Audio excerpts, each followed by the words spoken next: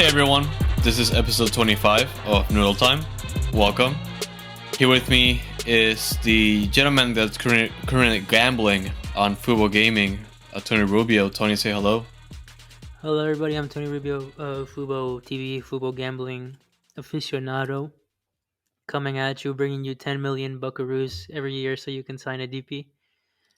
Thank you again, Daddy Segal. Gamble responsibly. Yeah, we don't But yeah, we don't condone gambling on this podcast. Blah blah blah. Terms and conditions apply. not a financial advisor. Exactly. All the advisories, but welcome to the newest episode of Noodle Time, guys. Since we've last talked, there has been quite a lot of things going on in the Dynamo world. It's a lot to grasp our minds around. Yeah, this episode in particular, I feel like it shares a obviously being the 25th episode, sharing Brian Chink's number. It's very special because not only because of everything that happened last week, but also because the amount of things. The length of this episode is probably going to be about 2 hours. We'll see. Hopefully not, but it's going to be very special because in this episode, um, obviously we're going to talk about a little bit more about Sebastian Ferreira because the signing was made official last week, and we're also going to get a little bit more perspective on Sebastian Ferreira with an interview that we did pre-recorded with Ralph Hanna, which is a co-host of the Guarani Vision podcast, which focuses on the Paraguayan national team in the English language. Um, Obviously, more perspective into Sebastian coming into the Dynamo and if he fits into the hype, which we are both pretty hyped for Sebastian coming in, and if he's the next Manotas or not, we'll see about that. And also the international spot, the almighty international spot that we don't know what's going to happen to it. If we get Marlos or not, we'll see. I hope it is Marlos. We're definitely going to talk into those rumors as well as what's going on with Mateo Bahamic, uh, the football life. I'm definitely looking forward to it because we're going to get paid and much more. So, yeah, I'm looking forward to this episode. Yes, sir. Too much to talk about, but we're gonna break it down. I feel like after that intro from Andres, there needed to be like a cut outro with some music. But maybe one day we'll be able to have a music. If you guys donate to our Kofi, maybe we can afford to buy cut music. Coffee.com/dynamic Foxtrot. Yeah. Oh, yeah. We're also not sponsored by Fubo, by the way. So that's on you. If I'm joking. if Fubo Yeah. if Fubo wants to sponsor us, please send us an email, a DM, anything, a flare in the sky. We would love to take a part of that $10 million a year. Yeah, and we're pretty much we're also Fubo subscribers, so we're essentially giving Fubo money to give back to the Dynamo. So to an extent, we're supporting the Dynamo indirectly. So Yeah, I need. you're welcome, Dynamo. We all need to buy Fubo stock and take Fubo to the moon, so we can benefit from it as well at the Dynamo. Yeah. Anyways, let's get into the episode. We discussed like a lot about Sebastian Ferrer in the last episode. But the signing was made official last week. And not only was it made official, it was also pretty much reported that it's the most expensive signing in Dynamo history, which also surpasses the signings of Albert Lace and Cubo Torres. The amount itself, obviously, it's been a pretty vague situation because the Dynamo and MLS in particular, they usually don't get into the numbers, and we don't have like an official um, count or like an official estimated amount of the signing itself. But according to media outlets in Paraguay, the reported amount for the signing was $4.3 million, which which effectively goes over Albert Lace's transfer, which was in the range of $2.5 million or 2.3, if I can recall correctly, and it was like it sounded like a little bit confusing because Kubo's transfer, even though the amount was reported $7 million, like it's also reported that that the $7 million amount also accounted for um, performance incentives. So if Kubo managed to reach those by the time he came in 2014, it will reach $7 million. But obviously that didn't happen, and we never got an official number on Kubo's transfer. Well, So a lot of the, yep, I mean, we don't know for sure, but some people say that even though Kubo was materially a higher number in terms of transfer as well, they were saying that the league covered half of it or something weird because Chivas USA disbanded. I don't know exactly how it works. And also, there's rumors that even though it's been widely reported that Sebastian Ferreira's transfer was like 4.5 million, um, there is a performance incentives that could possibly take it to above 6 million, but that's not fully confirmed yet at this time. yeah, and another thing that I also wanted to point out is that Glenn Davis also reported that both transfer and salary together essentially eclipse Kubo's transfer total. So it could be pretty much what Tony is mentioning, that maybe if um, Sebastian meets those performance incentives, it could go a little bit over the $7 million or maybe less. Like I said, we've never got like a pretty clear figure of Kubo's numbers or incentives. For that matter, we only know that it was reported that it was $7 million, but that was like a long time ago, and we're not sure if it's accurate or not. So yeah, it's obviously whenever they like to hide those numbers, we pretty much have to play uh, ballpark numbers. So it's kind of stupid, I know. Yeah, and side note, I'm just really excited for today's episode. Andres, apart from what you said, there's a lot to talk about. You mentioned we just finished recording our Sebastian Ferreira and Paraguayan football interview with Ralph from Guarani Vision, Paraguay Ralph, as you guys can follow him on Twitter. We'll add that interview later on in our podcast so you guys can listen to it. And honestly, please listen to all of it, as hopefully the audio isn't too bad since we had a little bit of problems, but Ralph really gave us a great insight into Sebastian Ferreira's career so far, Paraguayan soccer in general, and what we can expect from Sebas. So that was really exciting.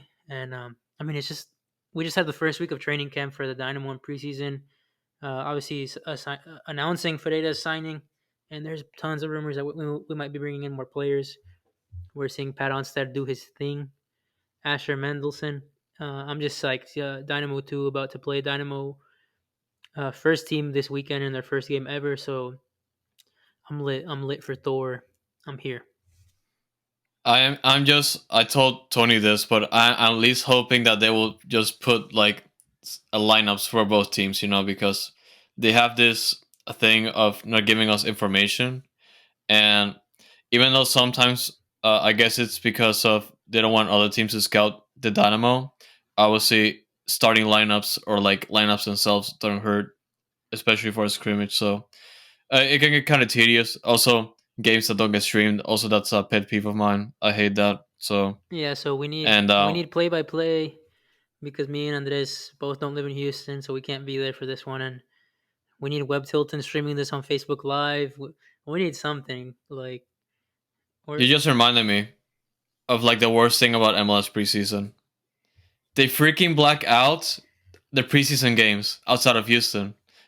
Do you know how stupid that sounds? Like that's what VPN is it for. that doesn't make any sense. Like, oh my goodness. Like that's like the most annoying thing, one of the most annoying things I've ever heard.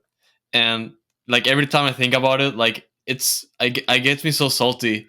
Like that's worse than MLS blackouts in the regular season. Like it's just preseason scrimmages. Why? I Why are remember you prevent like get they want to watch the Dynamo?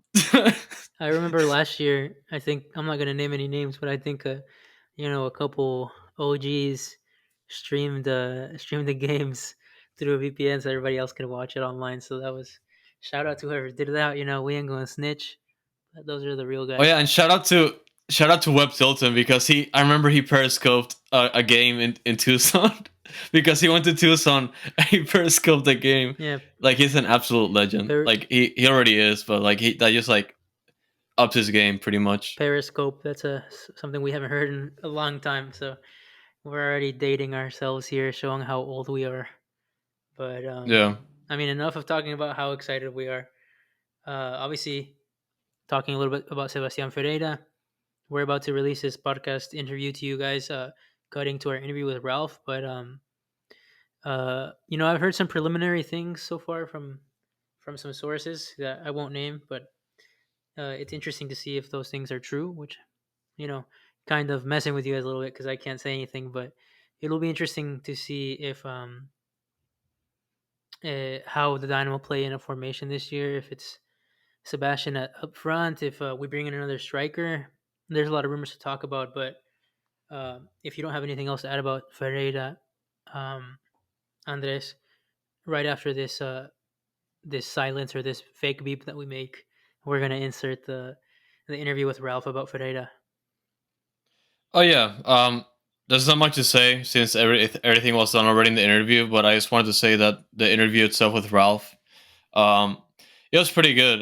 We got like a lot of information about Sebastian. And I was pretty hopeful coming into this one, and Ralph pretty much, um, Ralph pretty much like um meets my expectations of him. Obviously, him being the most expensive signing in our history now, and he's like I feel it. There's like a feeling I have that he's gonna be carrying some weight, but at the same time, Ralph pretty much summarizes um his story so far. Pretty much how his trail like from Paraguay to Mexico and back to Paraguay, and now Houston. He summarizes very well, and just how he describes the player hits himself and compares him to. You see the comparison, but like the way he's comparing the player and how he Don't can ruin fit it into it. our system. I didn't say any names. I didn't say anything, but like, um, the way he makes a comparison, I feel it's pretty good, and you're gonna like it. So, without further ado, he's gonna be our interview with Ralph Hanna. Alrighty, guys. So here with us today is going to be Ralph Hanna from Guarani Vision, a co-host of a podcast that focuses on the Paraguay national team in the English language, and it and pretty much like they make it themselves as the very first English speaking Paraguayan podcast that focuses on Paraguayan soccer. And so here with us is Ralph Hanna. Hi, Ralph. Hey guys, thanks for having me on. Pleasure to be here. Yeah, we are definitely excited. Obviously, Ralph is going to talk to us a little bit more about Sebastian Ferreira, a player that we're extremely looking forward to this upcoming season, being the most expensive signing in club history. A little bit of weight to carry, but hopefully Ralph is here to talk to a little bit more about Sebastian, or a little bit more about the Paraguayan soccer, the league itself specifically, and which has been something that we're not really common at, and also because like this is like the very first player that we signed that comes out of the Paraguayan league, and maybe something that we are also focused on, especially with the influx of Paraguayans coming into MLS, and yeah, just also us just putting more investment into the Dynamo, which is something that we are severely lacking over the past several years. Yeah, that's great. There's, like you said, there's been a lot of Paraguayan players joining recently. We just had two contest the final, Christian Paredes and Jesus Medina. And in fact, Christian Paredes at Timbers used to be a teammate of Sebastian Ferreira when they played together in the Paraguayan national team. They played the youth team together under 17s. So I'm sure he'll be leaning on him for some advice as he moves in. Oh yeah, and obviously with the player transfer market, especially for players like Miguel Almiron, obviously it's like the most, at least in recent times, the most successful player to come out of MLS that has even though it hasn't had like a big impact in Newcastle yet, like he made his legacy already in MLS, already winning the league, and it's just one of those things that just looking at Sebastian Ferreira's stats, just coming out of this past season in Paraguay, it's very impressive. And obviously in Dynamo standards, it's very overwhelming, and something that especially in a number 9 position, we have been really questionable ever since like Mauro Manotas, our our past number 9 that has found success with the team, has been like a consistent scorer, and at that point has become like the team's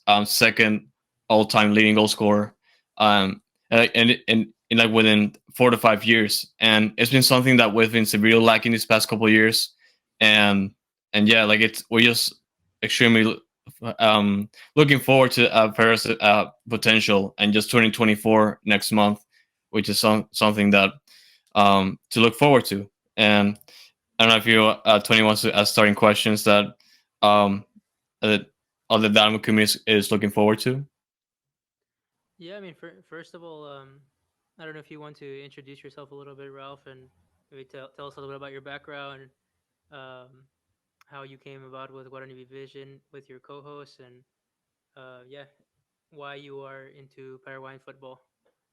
Yeah, sure thing. So I'm from England originally, as some people might guess from my accent, although over the years it's got much more neutral. That's because I lived for a long time in Paraguay for around 7, 8 years. And then more recently, I've moved to Miami, where I'm based now.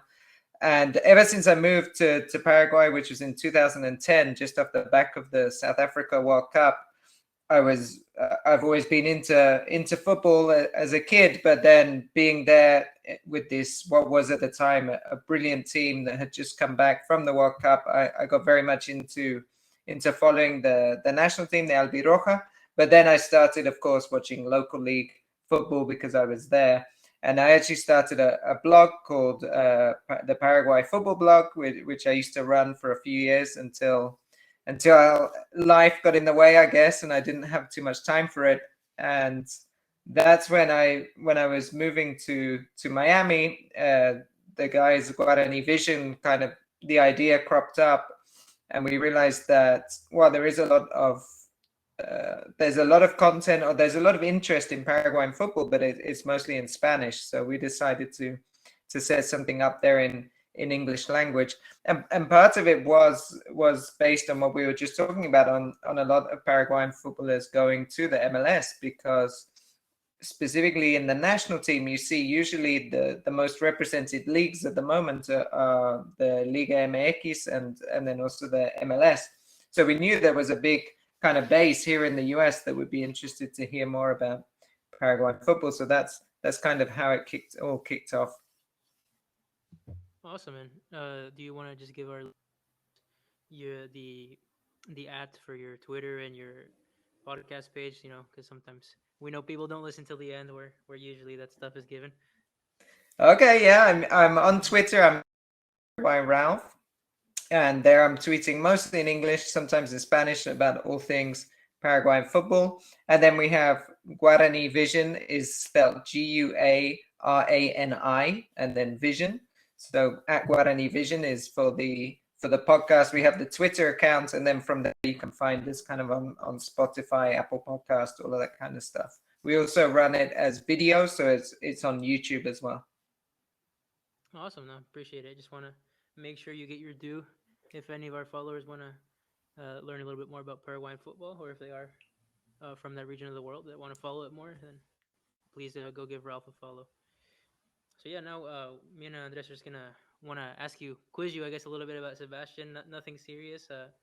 Just want to know, as Dynamo fans, a little bit more about hopefully our new star striker, and just learn a little bit more about the Paraguayan football scene. Just to start off, what can you tell us about Sebastian Ferreira that you know of? Sebastian Ferreira is a really interesting player. I think he's kind of your more complete striker, classic number 9. So the way you guys were introducing and expecting him to play, I think that's definitely what Dynamo must be looking for. He's one of those strikers that he's not very flashy. He's not got a huge skill set, let's say, in terms of taking players on or being particularly fast, but he has a great habit of scoring goals, which is what you're looking for. He reminds me, to do a comparison, I was trying to think of a good comparison. I mean, somebody like Olivier Giroud, the French striker, he's one of those players that maybe isn't spectacular, but is a very consistent scorer of goals. And one thing, Sebastian Ferreira, as we talk more, we can look at some of his numbers. You'll see he always manages to put in a lot of goals per season, despite not always being the number one starter. So that even happened last season at Libertad. He ended up losing his place quite a lot because they have Oscar Cardoso, the legendary striker from Benfica, who's back in Paraguay. And then this really young kid called Julio Enciso, who's this star 17-year-old coming through. So Ferreira didn't find so much game time, but he still ended up tying for the top scorer in the league, in the Clausura. Just to explain quickly, in Paraguay, they play 2 short seasons within the calendar year. So he was top scorer that second half of the season. So he's one of those players that he always manages to find space in the box and find the back of the net. And he also has a good habit of providing assists as well. So if he's going to play, I don't know the exact tactics that Dynamo would play, but if they were going to have 2 up front, he can partner very well with players as well. That's amazing to hear. It's that striker core for Libertad probably would be in the top half of MLS strikers as well, because that sounds like 3 really amazing strikers to have at your disposal. But in the Paraguayan league in general, we're just kind of curious. Obviously it's one of the lesser known South American leagues, I would say. No disrespect there, obviously, but we're getting to know it a little bit more as the players are starting to be exported to top leagues, and we're starting to see also Paraguayan clubs, make their name in Copa Libertadores a little bit more.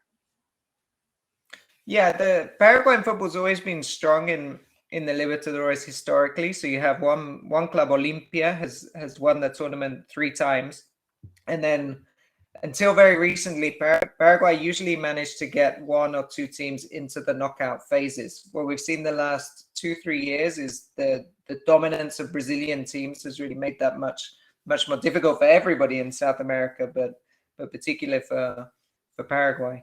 But going back to Olimpia, who were the team that have won the Libertadores 3 times, that's the youth side that Sebastian Ferreira started at.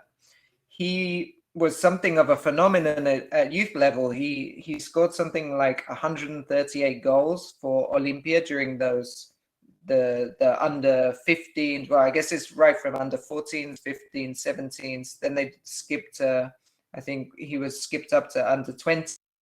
So he was this phenomenon coming through, and that's why he was picked for the national team. He played for Paraguay under 17s, helped them qualify for the World Cup. He was one of the top scorers, I think, in the South American Championship. This is right back in 2015, before he'd made his senior debut.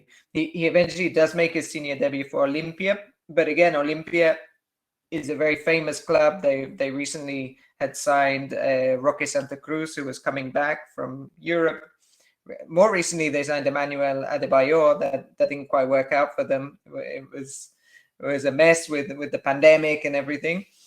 But again, he couldn't find his place with such a star-studded team.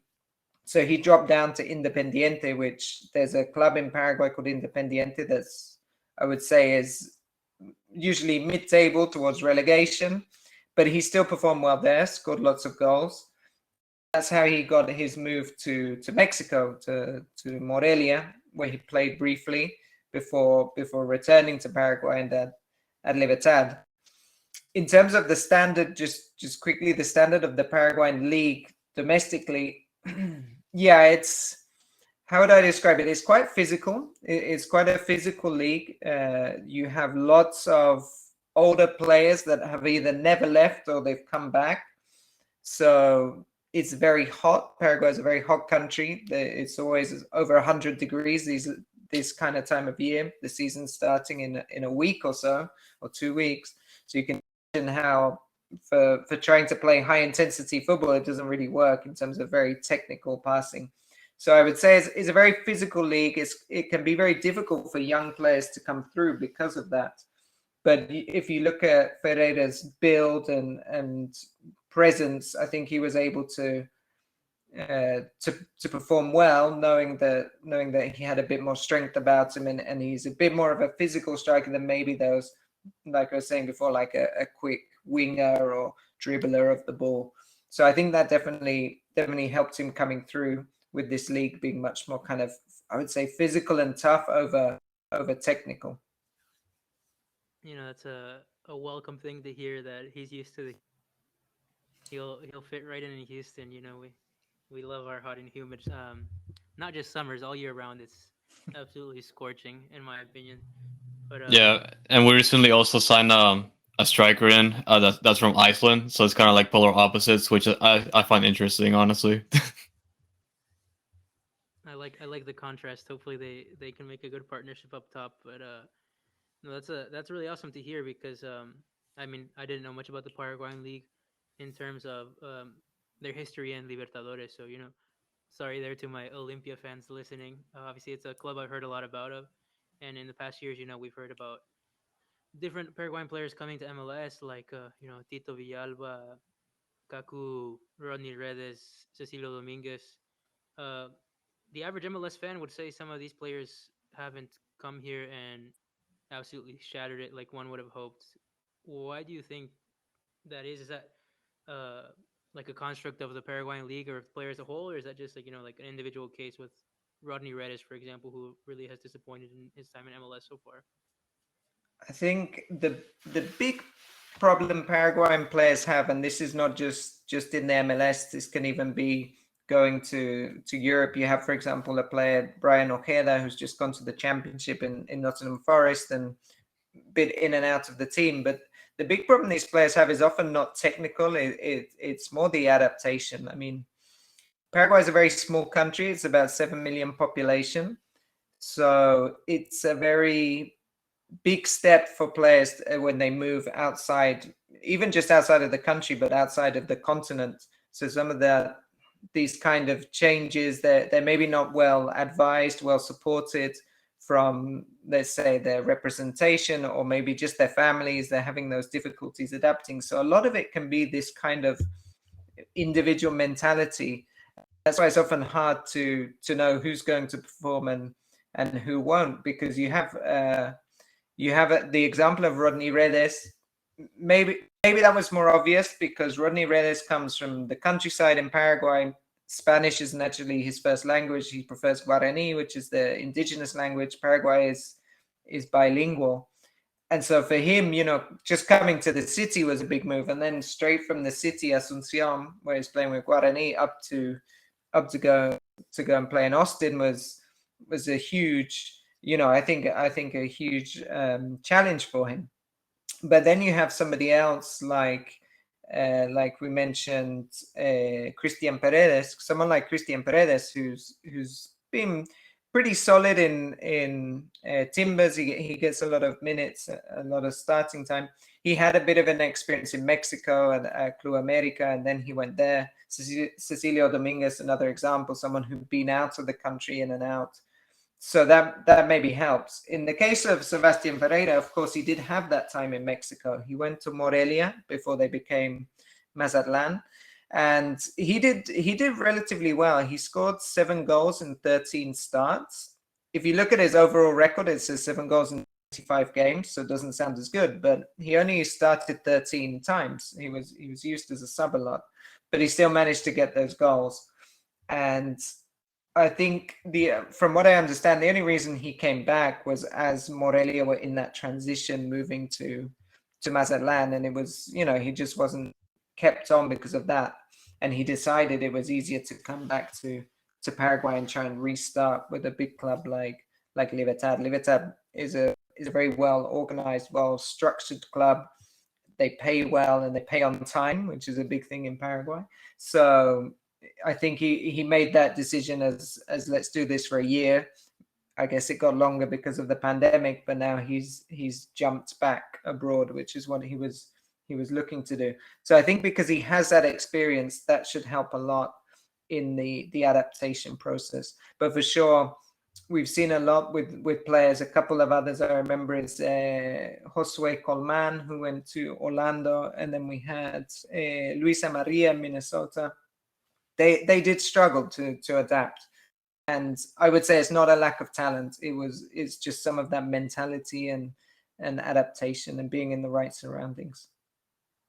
Yeah, no, it's not easy coming from anywhere, and I would hope that it helps that Houston has a humongous Spanish-speaking population, as well as over half of our team definitely is of Spanish-speaking descent. So hopefully, it sounds cliche, but Sebastian Ferreira really sounds like he checks a lot of the boxes. You hear that a little bit too much, but I like what I'm hearing so much, and no, we appreciate that you're coming on and telling us these things, because it's unfortunately things that you can't read on Twitter, you can't read wherever you're reading your news usually. But that's really promising to hear. And just moving on a little bit, a couple more questions here. Uh, what is his status with the national team? I know you told us he's been in the U sides before. I saw he hasn't debuted for the national team fully, as far as I'm aware. Yep, that's right. He managed to get a call up. I think he got a call up in 2020, but then I can't remember if he ended up going into the team, because what's happened so much recently is people get called up and then maybe they have COVID, or maybe there's some kind of reason they can't, or some other injury reason. He then was called up for sure in August of last year, 2021, replacing Carlos Gonzalez, who's playing at Tigres at the moment, because he got injured. So Sebastian Ferreira came in, but he didn't actually get any playing time. He was in the squad with the team. He's definitely there or thereabouts. What Paraguay have at the moment in terms of their strikers is they have a lot of strikers of a similar mold, and who are at, I would say, a similar level. So you have maybe Tony Sanabria is at Torino in Serie A, so maybe he's the number one because he's playing in Europe. But then you have Carlos Gonzalez, you have Dario Lescano. Then you have people even in the local league, like he called up the previous coach, called up Oscar Cardoso to come back, for example. And you have Sebastian Ferreira. So he's kind of at the moment in the mix with a lot of similar players. And for somebody to really take that position, which is what Paraguay desperately need, by the way, they haven't scored in their last 6 games, so they're really struggling for goals. But they just need somebody to get hot, score a lot of goals at their club, and not be playing locally in Paraguay. I think so. They want to be able to see them do it on another level. But for sure, the MLS is a good for Paraguay, or for the Paraguayan coaching staff. Is that level they're looking at? A lot of players are being picked from there. Yeah, and one of the obviously going back to the previous question, and obviously players that are trying to make the jump in the national team, especially teams that that have like different needs, especially up the position up top. I feel like one of the closest cases that we had so far would have been with Albert Feliz. He used to be one of our highest performing players, going back to 2016 through 2018. He wasn't seeing like a lot of minutes with the national team when he got here, but he was extremely promising. And after he spent a 3 or so seasons with us, he made the jump to Europe. He went to the Portuguese First Division, and then he made it all the way to Ligue 1, which is currently where he's at right now with Bordeaux. And and yeah, like it's just one of those reasons that hopefully, if he finds that's I should like to say the scoring streak going, always we obviously hope that he gets the attention he deserves of the Paraguayan national team, and and yeah, I feel like the Houston would be like a pretty good place to do that, especially going through someone like Albert Feliz.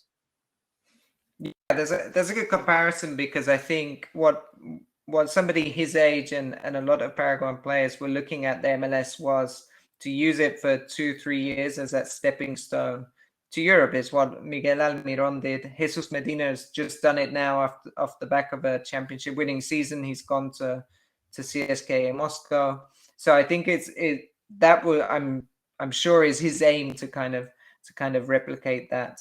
And let's hope he should get a lot of game time with the club. Paraguay are unlikely to qualify for the World Cup, which of course is going to run kind of through the season, because it's in November. It could hit just the playoffs. So he's unlikely to have any obligations at that time of year, which would be good, I think, for anybody in the MLS to have Paraguayan players at the moment for that. Oh, that's great to hear. We definitely need him available, and from what it sounds, obviously we talked about his experience. I was always curious about Liga MX because it was kind of weird how he seemed like he was doing well and then went back to Paraguay. But obviously, when your team is being turned into another franchise, it's never easy. Just like we're used to over here in MLS. Hopefully, not too much anymore. But from what it sounds like with Ferreira, he's been with bigger players kind of throughout his career. With like guys like Oscar Cardoso at Morelia. I assume he was there at the same time that Raul Rui Diaz was with them as well. So I just hope the Dynamo bring in another big player that doesn't that takes a little bit of the load off his shoulders. I would guess. Obviously we need to let him adapt, but I think he's ready for the challenge. You know, Getting to that point, obviously we talked about it a little bit, but what do you think is his realistic ceiling as a player, as a about to be 24-year-old? The dream is Europe, but as we've been seeing a lot in MLS, a lot of South American players have been getting sold back to Brazil, to the top teams in Argentina. Is that I know there was interest from Palmeiras and Ferreira. Is that a possibility in the future as well? Yeah, that's a really good point because at the moment the Brazilian leagues particularly is so strong economically that they're able to bring in very high quality players. They're bringing back a lot of Brazilian stars from Europe as well. When you would expect they'd want to stay, another 2 or 3 years there. So that is a possibility as well. I mean, I think for Ferreira, for sure, this is the idea is to have a two or maybe strong seasons to then hopefully make the jump to Europe, because that's traditionally where Paraguayan players have always wanted to go. But it could be interesting if something came in from a big Brazilian side. We've had a lot of Paraguayan players do very well in Brazil after a long time of that not happening. I think you'd have to go back to the mid 90s when Paraguayan players were really well respected in Brazil. But now that's come around again with players like Gustavo Gomez at Palmeiras. You have Junior Alonso's just left Atletico Mineiro, but after winning the title with them. So we've seen that trend. So that could be interesting.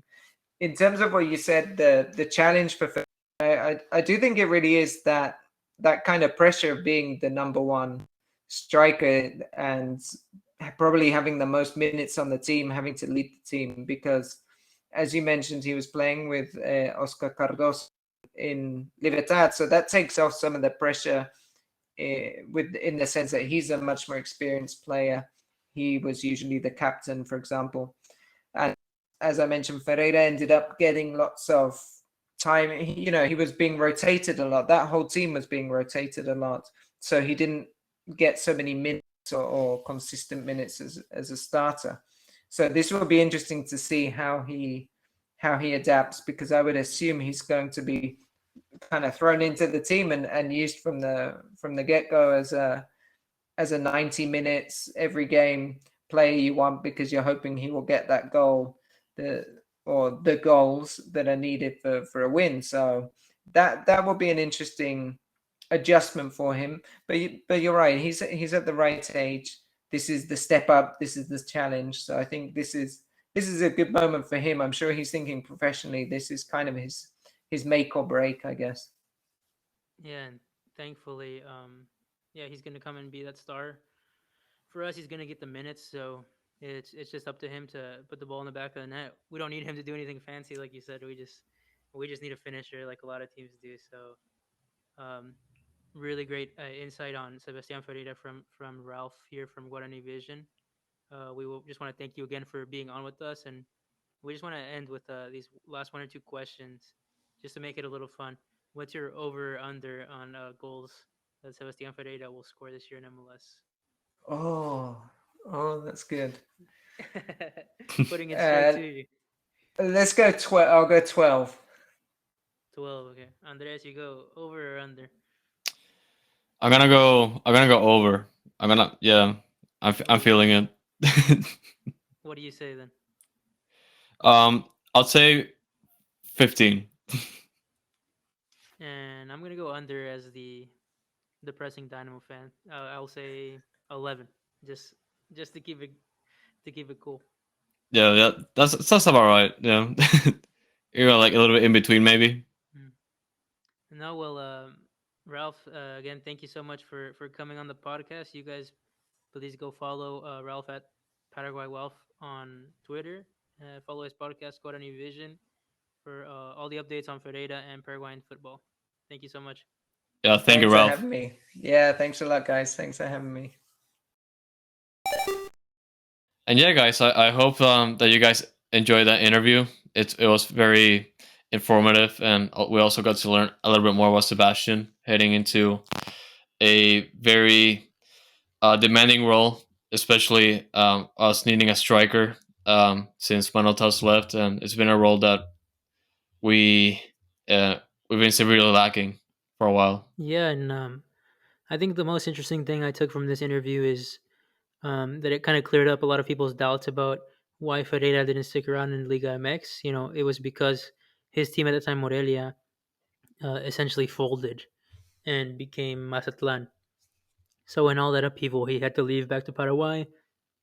And then the other point as well about him being on teams where he, I guess you could say, has been kind of a second fiddle. He's never had to have the whole weight of carrying an attack, but yet he's been so successful and so goal oriented. You know, in limited minutes, being able to score an insane amount of goals. It'll be interesting to see how that translates to a full time challenge with the Dynamo, where he's going to be, like Ralph said, leaned upon to be 90-minute striker every game, most likely. So it'll be interesting to see if the Dynamo bring in. You know, there's rumors that we're going to bring a winger, that we're going to bring another midfielder, but it does seem that we maybe need another striker, um, to back up, to maybe play side by side with Ferreira. Whether that could be possibly Thor, whether that could possibly be Corey Baird, who also has played striker before. It would also be interesting if we brought in another MLS veteran, or somebody else to play and support Ferreira, so he doesn't have all the pressure on him. But you guys, please follow Ralph. Please follow Guarani Vision if Paraguayan soccer interests you, and let us know just what you guys thought about that interview, because it was just badass. Moving on, Oh yeah, we got some other topics to cover, Andres. oh yeah, and on the same day of the announcement of Sebastian, the Dynamo, I believe it was a couple hours later, they also announced that they acquired an international spot from San Jose Earthquakes. So they pretty much sent $250,000 in uh, GAM for 2022 their way, and we essentially got back the international spot that we lost to LAFC when we traded for Corey Barrett last year. And this is very promising because we essentially don't need that spot to fill any internationals into the first team, assuming that we only bring up Thor and Sebastian Ferreira, because assuming that the draft picks don't get they get sent to Dynamo 2, the Dynamo, as of right now, they have one international spot open, which means that there's definitely a good chance they bring in another international before the season starts. So it's been something that a lot of Dynamo fans have been discussing since then, and yeah, it's I feel like it goes with a theme that Matt Jordan. Why do they have his name? Not Matt Jordan. Definitely not Matt Get the Jordan. I hell meant to out of say Pat here! Onstad. Get the hell out of here! Okay, Pat Onstad. The theme of Pat Onstad trying to improve this team, and yeah, it's been something that we've been we'll definitely see where it goes, because there's definitely a couple more things that Dynamo will have to address on the roster heading into this season. Wait, question here. So right now, at this very moment, with the addition of Sebastian Ferreira and with the new San Jose Earthquake slot that we got an international spot, do we have one or two international spots open? As of right now, one. But if Bahamic leaves, if the rumors are correct, we're gonna have two. Okay. Yeah, I didn't want to get to the Bahamas part yet, so we could. Yeah, I just wanted to make sure how many we had right now. But like Andres said, we're going to talk about it. Um, Bahamic is possibly leaving, going on loan supposedly to another team. and that would open up 2 international slots, which, like Andrea said, will probably be for 2 new additions to come in and support the squad. But before we talk about Bahamij, um, before we talk about all the rumors, how do you feel about Nagamura and Onstad and just the squad after the first week of, limited things that we've seen? Obviously, there's a lot more that we need to know, but obviously, you can see that they're pretty much still trying to put this team together. They're still trying to add more pieces, and honestly, like I said, we don't know much. We've only seen pretty much what the Dynamo have posted on social media, as well as um, speeches done by Paulo Nagamura, and obviously from a surface level, you can see that it can be just another start of the season. Everyone's optimistic. Everyone is there to do their best, but um, and obviously you just obviously being the very optimistic, ultra super Dynamo fans that we are just wearing our orange shaded glasses every day, and well, obviously like it feels a little different. Obviously, Matt Jordan not being there is very huge, and and having a new owner also does a favor, but at the same time, it I think actually Dynamo fans are kind of in a make or break kind of state right now. Like, you've seen just yeah. the small amount of good news and momentum with the supporter section being built, safe standing with cheaper tickets for college students, with Ferreira money, with rumors of Marlos. People on Twitter are like saying they want to buy season tickets again. It's preliminary, but people want something to hang on to. And this, I hope the Dynamo organization is noticing, like, these small things are what we've all been waiting for all these years. We're not asking. Oh yeah, like the only thing that's missing, obviously, it's results and consistency. But if there is one thing that I've noticed immediately compared to the last 8 years, is the fact that um, there's way more optimistic people now than there's ever been in the last several years, only because of the actions that are already taking place. You already seen it for yourself. Like within 7 months, Ted Seagal already broke the transfer record for the club, and obviously he made these promises like since he came over, that hey, I'm gonna do this, I'm gonna improve the facilities, I'm gonna make sure this organization is a place to be, and it's taking shape, and like action, like and just and just keeping your promises and just taking action already. It's already giving fans hope, and pretty much being optimistic. And you've probably seen it on Twitter already, like people that are 90% of the time or 95% of the time critical against the Dynamo, which I don't blame them. But at the same time, like they pretty much stick to the negative side of things. Yeah, well, They're already, I just want to highlight 2 names. I don't think they listen to us, but if they do or they hear this, uh, I knew people are getting real hopeful when Hal Kaiser and Dwayne. I don't even know what Dwayne's last name is, but Dwayne from Twitter and Hal. These 2 guys I'd say they're realists. They're not Dynamo haters. Obviously, they're fans, but they've been there from day one, or from quite a long time back, and been very very critical of the Dynamo. As they should, because it's been a train wreck. But I've seen them be hopeful and say things that I've never seen them say in my whole time as a Dynamo fan. So let's hope that's oh infectious, yeah, and let's hope that Dynamo keep doing things to make people like that come back and believe.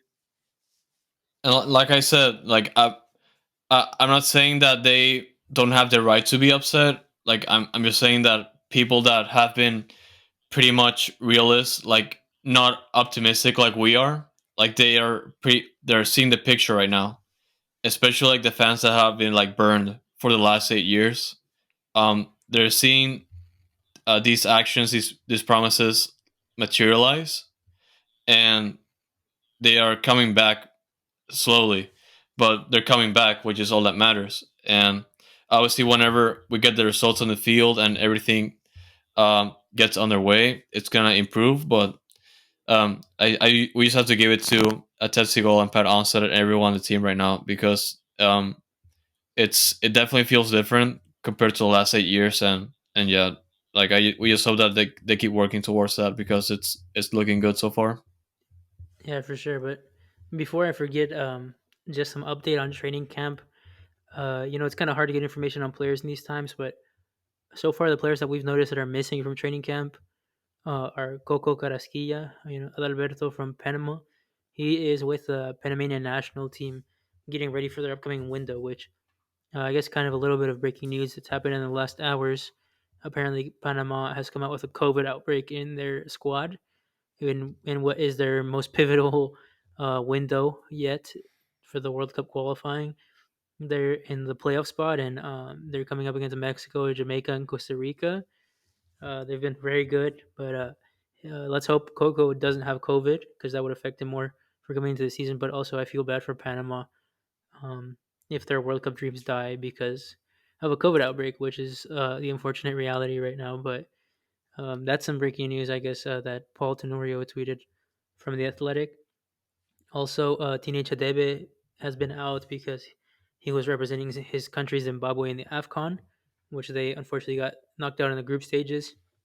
Um, Mateo Bahamic and Matias Vera apparently were both commented by the organization to be still out of the country in health and whatever they call it, health and screening, or that just pretty much means that they have COVID or they were exposed to COVID.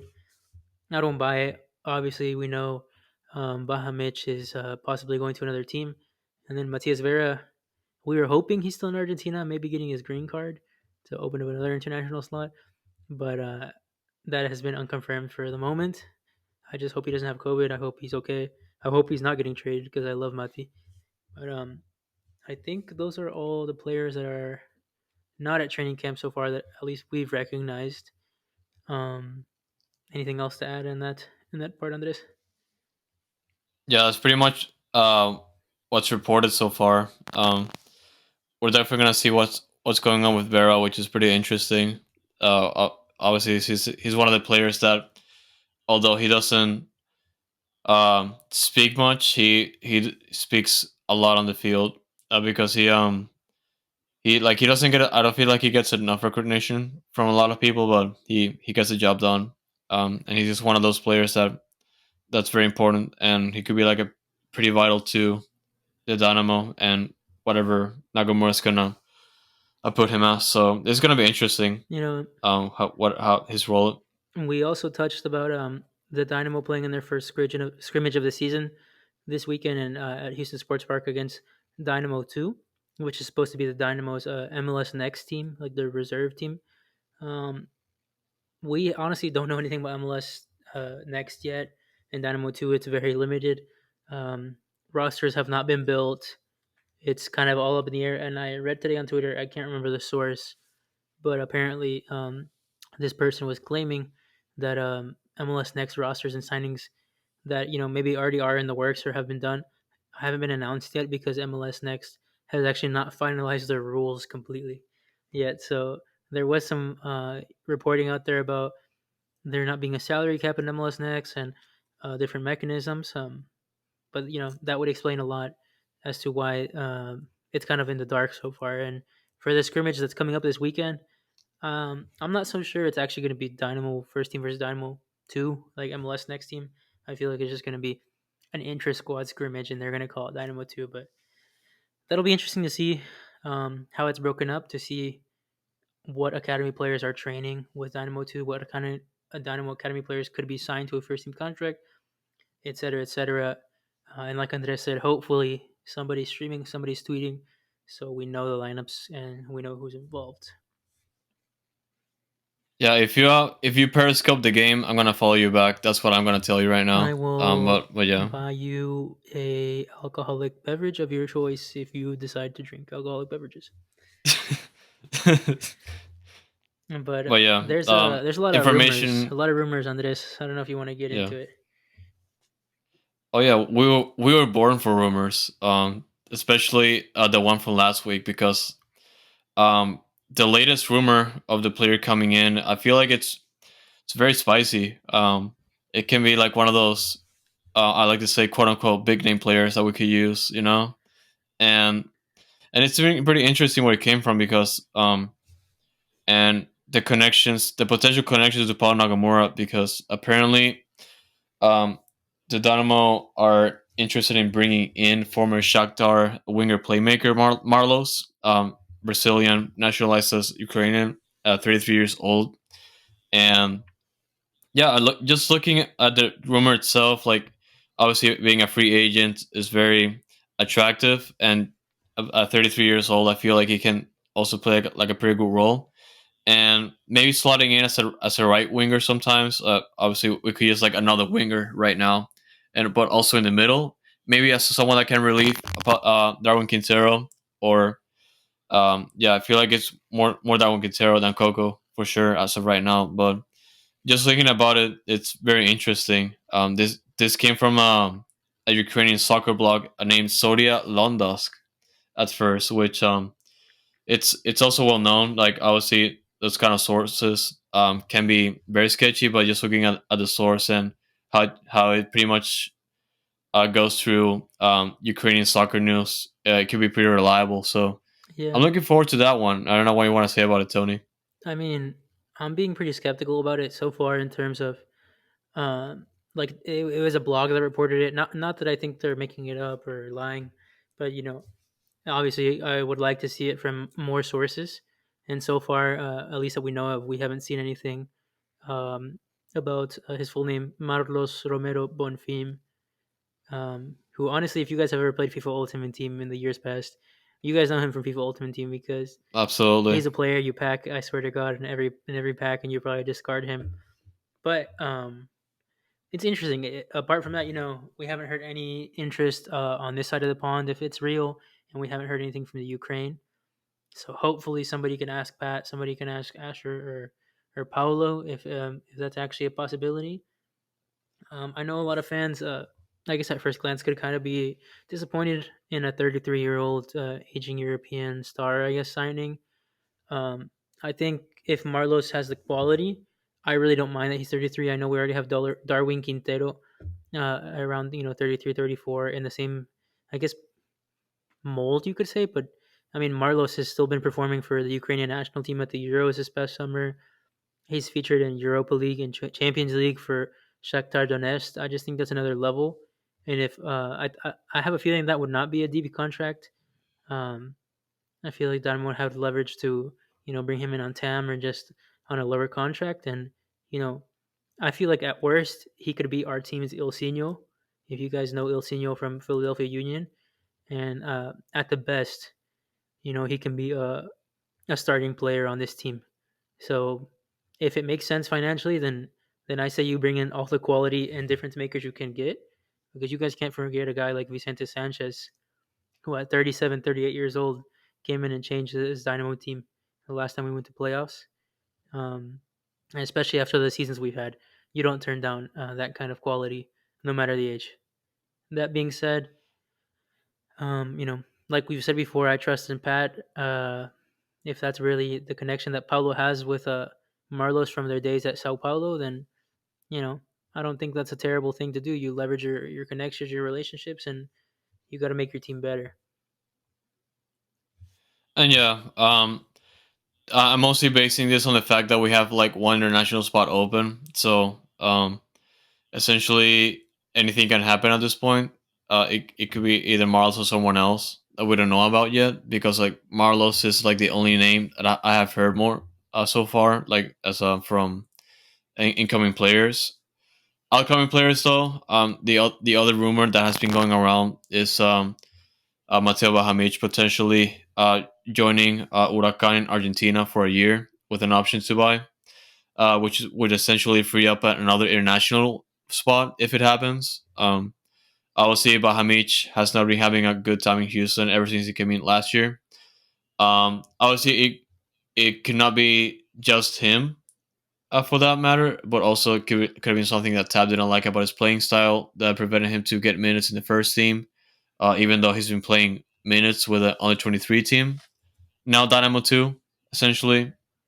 And and yeah, obviously a lot of people were disappointed, especially me, because I was expecting he could have like more minutes with the first team compared to the under 23s. And even though it's kind of like for me, it's kind of like a mixture that he didn't get enough chances with the first team. I also understand the fact that he's taking up an international spot, and there's also like a lot of resources invested in him. And if he goes in loan and maybe he gets a lot of minutes with Huracan or like wherever he goes and start performing well, maybe that could change things. But yeah, we just hope. I'm just hoping that he he needs minutes to prove himself. That's what I think. Yeah, I mean, I hate to bring up his name so much, but is another product of a Matt Jordan era signing.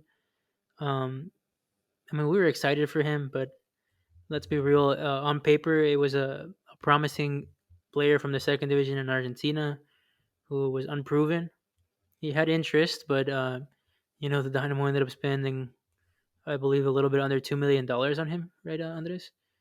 And Sounds about right. that's a lot of money to spend for the Dynamo at any point at this current part of our existence. And uh, it was during COVID. He's a young guy. He's not. He's never been out of the country like that. It's just a lot of variables.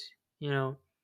Also, with one of our worst seasons on record, he just didn't get his chance, and maybe he just doesn't have the quality at this moment, the opportunity to excel at this team. So instead of sending him to Dynamo 2, instead of doing whatever, keeping him on the bench for the season, let's try to recoup what we can at this point.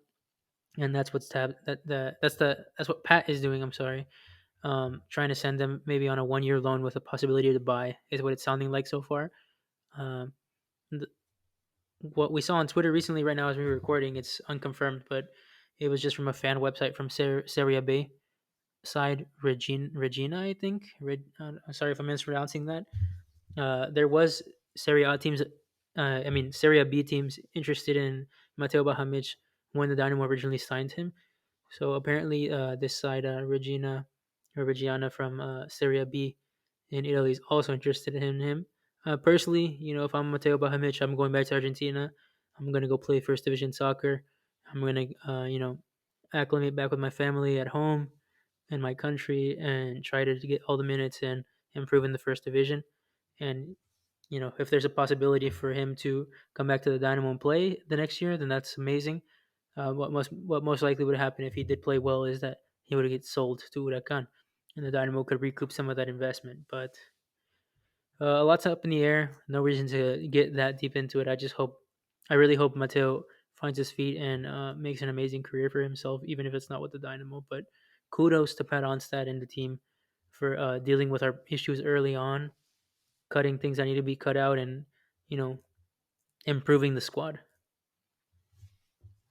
Oh yeah, and those are pretty much the only rumors that have been floating around so far. I have one more. Um, yeah.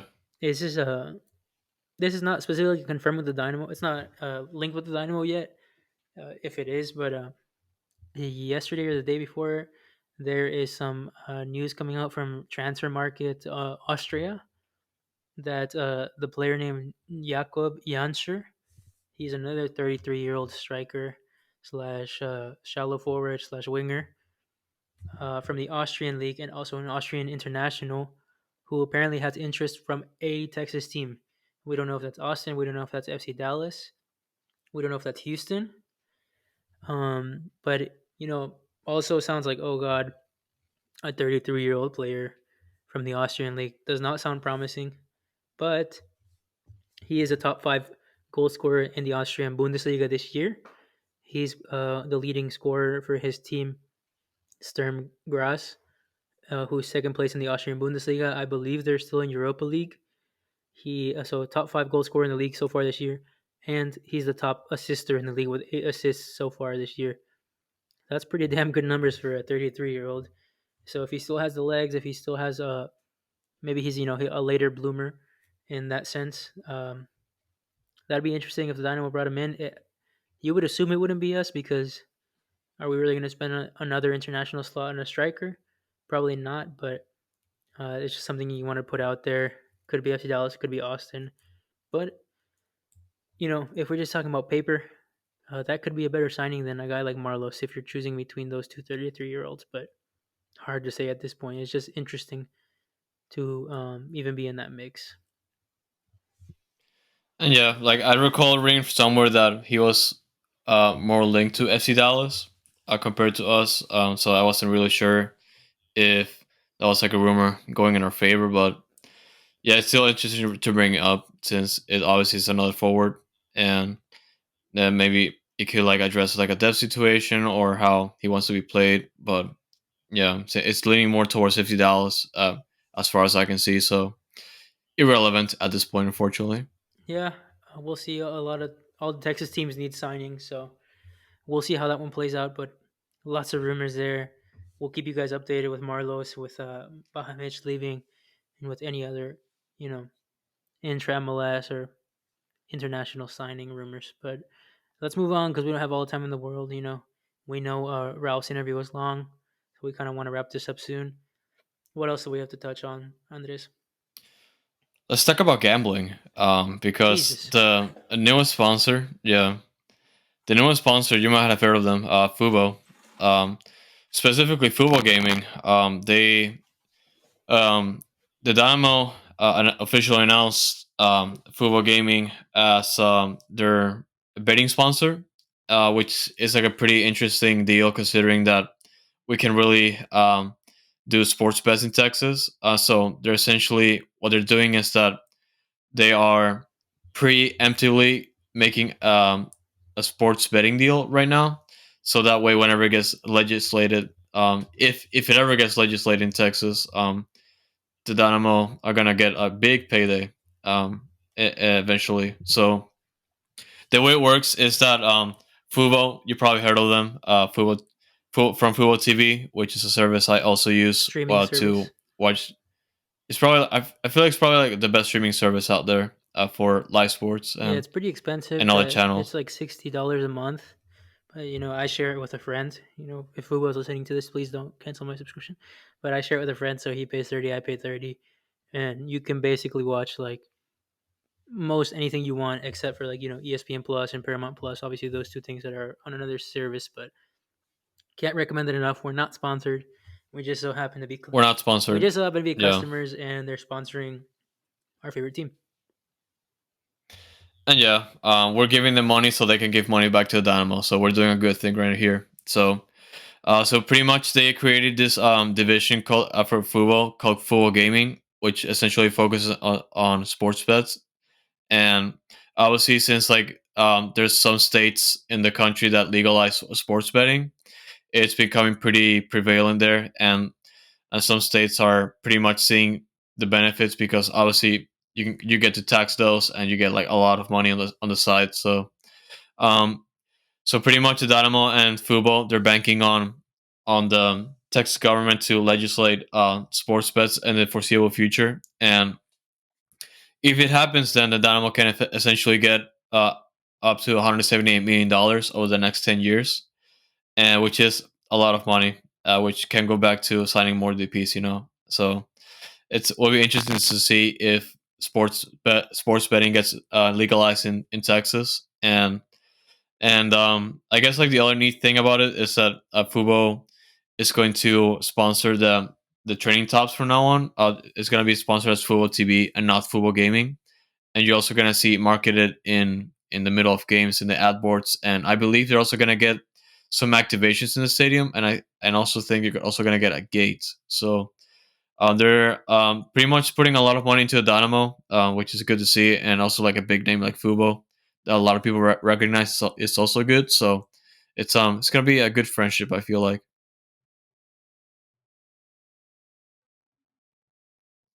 Sorry, I was on mute there. This has the possibility to be uh, the biggest commercial partnership in MLS history, like Andres said. But think about it like this: at worst, if Texas, our super conservative state, doesn't legalize gambling in the next 5 years, at worst, the Dynamo are getting a $10 million bonus and making $1 million extra every single year off of this partnership, which is not bad at all. And at its best, the Dynamo could be looking at um, I don't know how you call it for a team, but like life changing money, I guess. Not just for transfers, but I think really for money that can change an organization in terms of infrastructure, in terms of yeah, infrastructure mainly, and bringing in more employees to better the team, better the organization. So I absolutely love this. I think this is just the beginning of Ted Segal flexing his business acumen. His we gotta respect John Walker as well, who's come into this role under a lot of scrutiny. He has not an easy job to make, and has also been managing the business side of things well. So you got to commend the team on that for doing the things off the field that need to be done. And I think this is just the start of a beautiful ownership from Ted Segal, where he can handle and bring in these business opportunities, and hopefully that translates to on-field success too, right, Anders?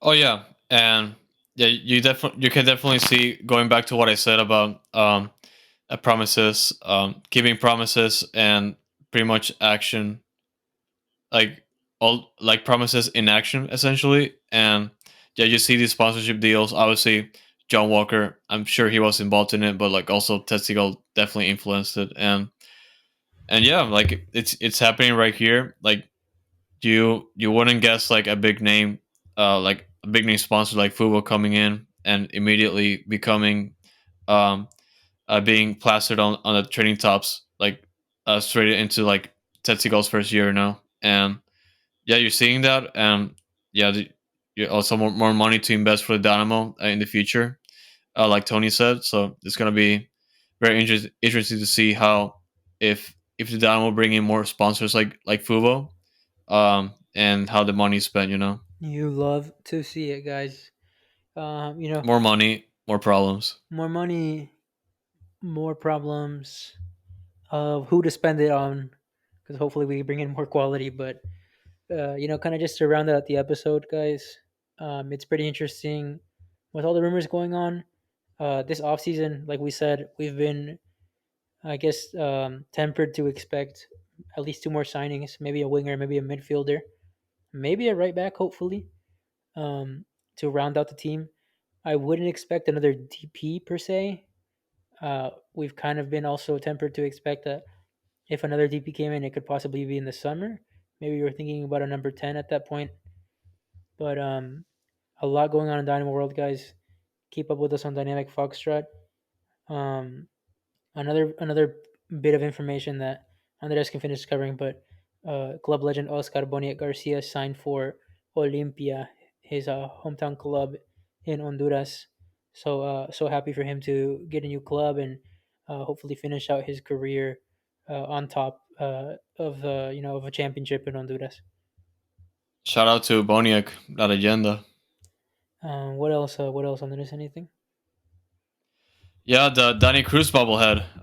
It's yeah. I've been keeping an eye on this one because like it's one of the bobbleheads that I didn't have, and I was hoping to like at least put a bid on it, but I realized it was too late because I remember on the first day the bids already were up to like $150, and not that I'm not gonna pay $150 for Danny Cruz bobblehead, so I let it slide, and I just like kept looking at it just for fun.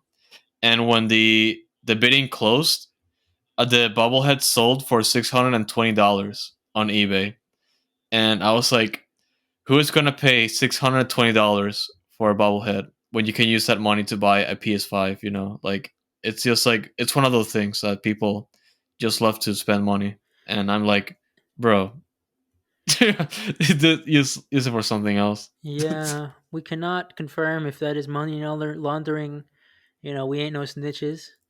We also cannot confirm if that's Web Tilton spending his life savings on a Danny Cruz bobblehead, but you never know what's happening out there. Um, but yeah, guys, thanks so much for listening. Let us know what you guys thought about all the news. What's exciting you the most? What you guys thought about our interview with Ralph about Sebastian Ferreira? Please, we just want to hear y'all's feedback. And yeah, that's what we do this for the community, not for, obviously we're not getting rich. We're not making any money off of this. We're not getting famous. We just want to create a bigger Dynamo community. So thank you guys for following Noodle Time and Dynamic Foxtrot. Oh yeah, we do this for you, y'all. We love doing this. We do this for the team. We do this for the city. We do this for Mami-chan, and also we do this for, yeah. but honestly, guys, we do this for you. You can't just say that. Like, this is You something. can't just say that and not explain what the hell that means. Mami-chan, bro, like the new sensation. So basically, if you guys didn't keep up with Twitter, Tony last week he sent me this direct message of like an anime character like wearing a Dynamo jersey, which was like the last thing I will ever expect out of the timeline, and I'm like, I didn't expect it at all. I was like so blown away. I had to retweet it immediately, and yeah, people caught up to it. Like the character's name, like the anime character's name is Mami-chan, and that's it's. I feel like it's something that very special for me because like I've never expected that to happen ever. Yeah, this is Andres's first true love in his life, so I respect him and I give him space. Okay, yeah, like, on that weird ass note, peace out, guys. Stay noodle. Yeah, stay noodle, y'all.